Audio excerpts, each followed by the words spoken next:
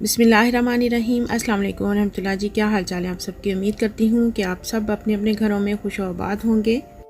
आज जो आपके साथ रेसिपी शेयर करने वाली हूँ बहुत ही डिलीशियस है। ये ट्रेडिशनल रेसिपी है, इसे बनाना भी बहुत आसान है। मैं बना रही हूँ अरवी और बैंगन। चलें जी स्टार्ट करते हैं।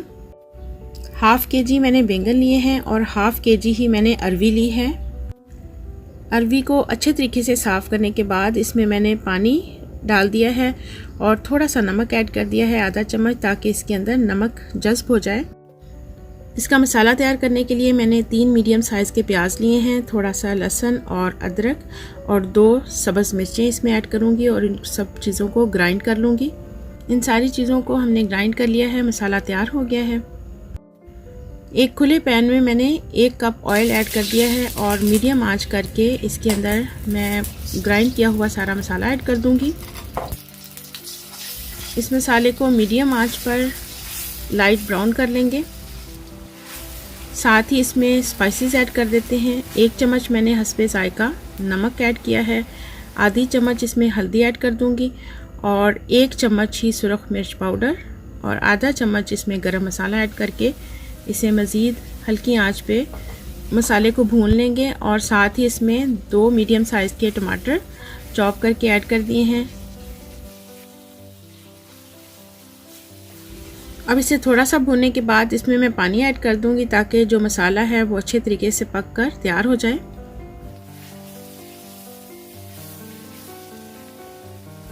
पाँच मिनट के लिए इसे पकने के लिए छोड़ देंगे ताकि हमारा मसाला अच्छे तरीके से तैयार हो जाए। आप देख सकते हैं मसाला बहुत अच्छे से पक चुका है।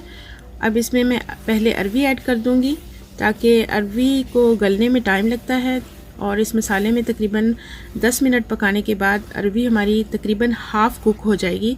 इसके बाद इसमें बैंगन ऐड कर देंगे क्योंकि बैंगन बहुत जल्दी गल जाते हैं, इसलिए पहले हम अरवी को कुक कर लेंगे, उसके बाद इसमें बैंगन ऐड करेंगे।